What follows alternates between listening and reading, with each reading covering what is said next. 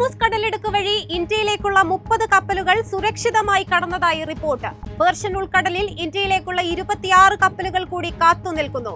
America Iran ധാരണയ്ക്ക് പിന്നാലെ കപ്പൽ ഗതാഗതം മെച്ചപ്പെട്ടതായാണ് വിലയിരുത്തൽ. LPG, LNG, ക്രൂഡ് ഓയിൽ കപ്പലുകളുടെ നീക്കം ഇന്ത്യ സസൂക്ഷ്മം നിരീക്ഷിക്കുന്നു. വെനസ്വേലയെ ഞെട്ടിച്ച് ഇരട്ട ഭൂകമ്പം. തുടർച്ചയായി ഉണ്ടായ ഭൂകമ്പത്തിൽ 32 പേർ കൊല്ലപ്പെട്ടെന്നും 700ഓളം പേർക്ക് പരിക്ക് പറ്റിയെന്നും ആക്ടിംഗ് പ്രസിഡന്റ് ഡെൽസി റോഡ്രിഗസ് അറിയിച്ചതായി BBC റിപ്പോർട്ട്. മരണസംഖ്യ ഇനിയും ഉയരാൻ സാധ്യത. നിരവധി ആളുകൾ കെട്ടിടാവശിഷ്ടങ്ങൾക്കിടയിൽ കുടുങ്ങിക്കിടക്കുന്നതായാണ് റിപ്പോർട്ടുകൾ. രാജ്യത്ത് നിലവിൽ അടിയന്തരാവസ്ഥ പ്രഖ്യാപിച്ചിരിക്കുകയാണ്. തകർന്ന കെട്ടിടങ്ങൾക്കിടയിൽ കുടുങ്ങിക്കിടക്കുന്നവർക്കായുള്ള രക്ഷാപ്രവർത്തനം ഊർജിതമായി തുടരുന്നു. ഇന്ത്യൻ പാസ്പോർട്ട് പൗരത്വം തെളിയിക്കാനുള്ള രേഖയല്ലെന്ന വെളിപ്പെടുത്തലുമായി വിദേശകാര്യ മന്ത്രാലയം.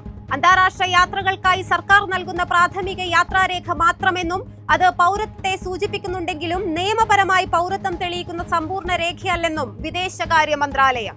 വിഴിഞ്ഞം അന്താരാഷ്ട്ര തുറമുഖം ചരിത്ര നേട്ടത്തിലേക്ക്. പ്രവർത്തനം ആരംഭിച്ച് 2 വർഷത്തിനുള്ളിൽ 1000 കപ്പലുകളെ വരവേറ്റ വിഴിഞ്ഞം തുറമുഖം ശ്രദ്ധേയമായി. ബുധനാഴ്ച വൈകിട്ട് നങ്കൂരമിട്ട MSC ലൂസിയാന എന്ന മദർഷിപ്പിലൂടെയാണ് തുറമുഖം ഈ സുപ്രധാന നാഴികക്കല്ല് പിന്നിട്ടത്. ഇതിനകം 20 ലക്ഷത്തിലധികം TEU കണ്ടെയ്നറുകൾ കൈകാര്യം ചെയ്ത വിഴിഞ്ഞം രാജ്യത്ത് ഏറ്റവും വേഗത്തിൽ ഈ നേട്ടം കൈവരിക്കുന്ന തുറമുഖമായും മാറിയിട്ടുണ്ട്.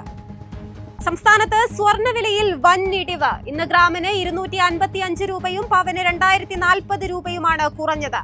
ഇതോടെ 1 ഗ്രാം സ്വർണത്തിന്റെ വില 12,845 രൂപയും 1 പവൻ സ്വർണത്തിന്റെ വില 1,02,760 രൂപയുമായി.